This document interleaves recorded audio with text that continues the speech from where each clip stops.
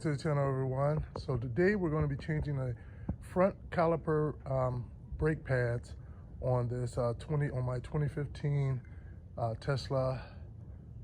What is this? The Model S 85D.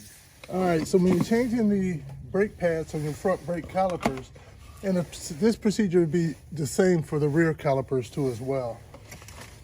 These are your new brake pads. I went with these Bosch ones here. They are ceramic. I wanted low dust, so if you want low dust or you want dusty rims, you want to go with ceramic brake pads. As you can see, they're not really thick. Even when I take the other ones off, it's maybe about half the thickness of this, and that lasted probably, 100, some thousand miles. With the regenerative braking, you don't use your brake pads that often, so these last a very long time. So this didn't come with the hardware that goes on the back, so I'm going to be reusing the hardware. For some odd reason, I thought it did come with the hardware, but it didn't. So I always suggest if the brake pads you're ordering do not come with the hardware kit, to order that hardware kit separately. Especially, there's a good chance that when you take the old ones off, they're rusted, they're not reusable. These on here, I know they are because probably about 2 weeks ago, I re-greased up all the pins and everything, and that's how I knew it was time to change the brake pads that we're going to be changing here today. So I know it's all good down there. I'm using just something right here. I'm just using one of my star bits to be able to push out the old pins, and then of course a little hammer and a flathead screwdriver too as well. So this is really all we'll need for the whole process. So first thing we want to do is start pushing out to both pins, and we do them from this side over here. Stick that up in there, and we'll push it out a bit. All right, so now that we pushed them out in the back a little bit, we can just take some pliers, whatever you have, and just grab them from the back, and then just take it on out. You can push down on this clip right here too to help relieve some of the pressure off the pin, to be able to remove the pin out. And then this is the bracket I was talking about. Mine is a little red because I painted the calipers. So, and as you can see, the pin here, grease is all on it from me greasing them up last time. But other than that, they're not rusted and they're reusable. And now I'm going to take out the one at the bottom. See, it comes out really easy. All right. Now the pads may not slide out real easy at this point. You may want to compress. You got 2 pistons on this side and 2 pistons on the back side that you want to compress in to release some of the pressure for the pads to slide out. To do that, you can just take your flathead screwdriver, stick it up in there between the pad and the rotor, and then just press it on up in there. And another good benefit of that too, by pushing this in now, you're creating a room that you need to be able to put the new pads in. Because remember, the new pads are going to have more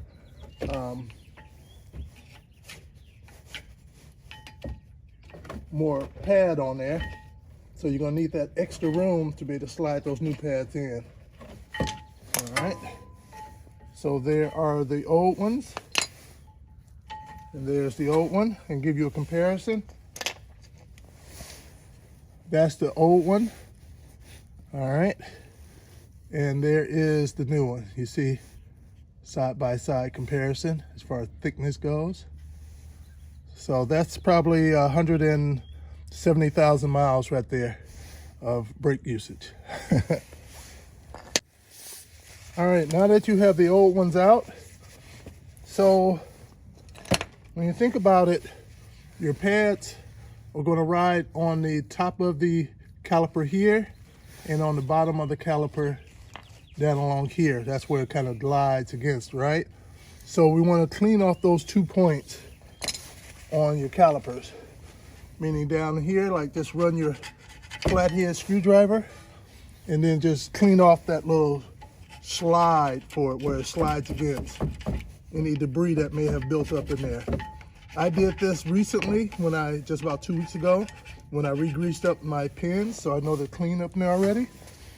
And then your pins, get whatever solvent you have and just, if you're reusing them that is, and then just clean them up.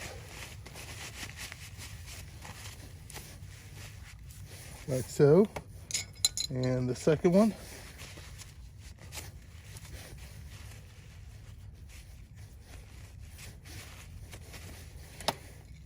And then whatever cleaning you can do on the bracket too. Now again, this is the kit that you can buy separately if they don't come with your brake pads.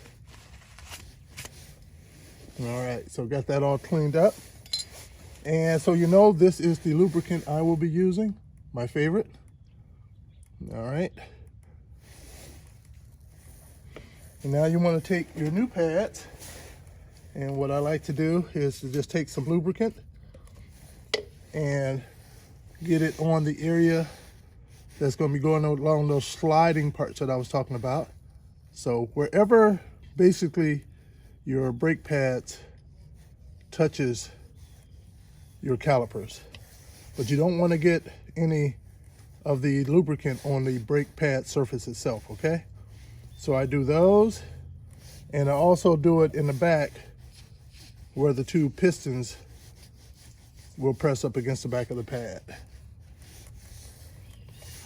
So then I will take this, I will slide it down in there.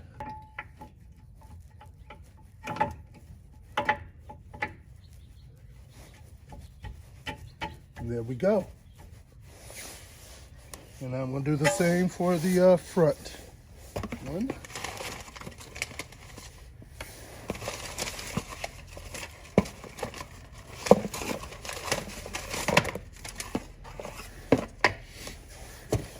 One other thing too to notice, you see that right there? That is your early warning sensor to let you know your brake pads are getting low. So you'll start hearing a squeak sound when your pad runs long enough where this right here will touch your rotor and create a squeaking sound, just letting you know, change your pad soon before you destroy your rotors. So there's one on one of the pads and one not on one of the pads. So make sure one of this is for the left side and one is for the right side. The driver's side, one is for the passenger side.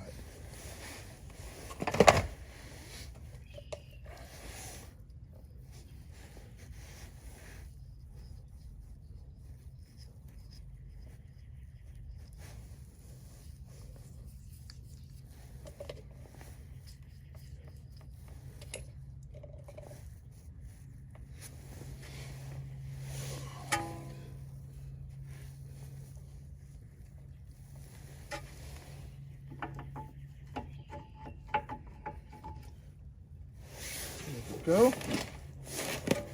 And now I take my pan and I lube that up a bit too as well.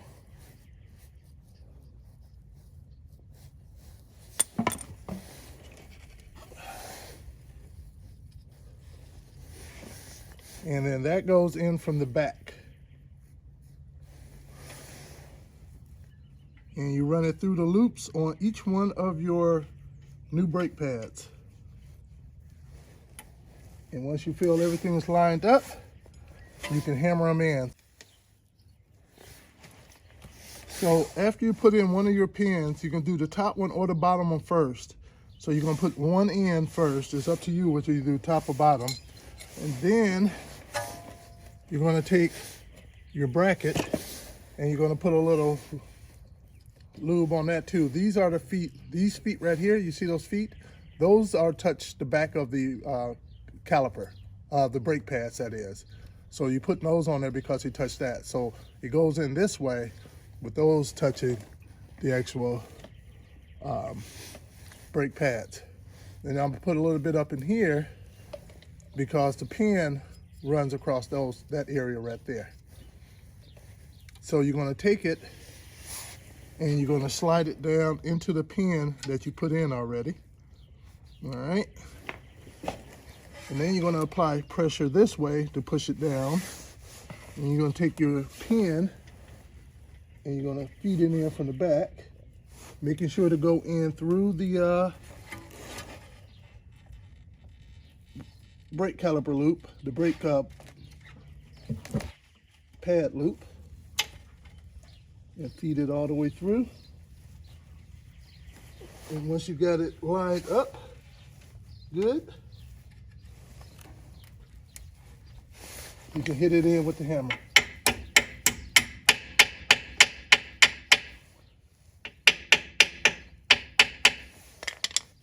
And when it's flush all the way in when it's flush in the back, that's when you know you're all the way in. And that's it. When you do both sides, when you get inside, push down on your brake pads, on your brake pedal about 5 times slowly. Let it come back up, push down. It's gonna go all the way to the floor. And after about the 3rd or 4th time, it'll start staying up. And you will get a low, what do you call that? Brake fluid warning light when you first get in. That's just because it's that you've recessed all your pistons all the way back. So now they're starting to compress back down to where they need to be at. So when you see that warning sign, that's normal. It's just going to come up until you press the brake pads a few times, the brake pedal a few times, and then it'll go away. Just pump your brakes until you feel nice and firm again. Then once you start to go,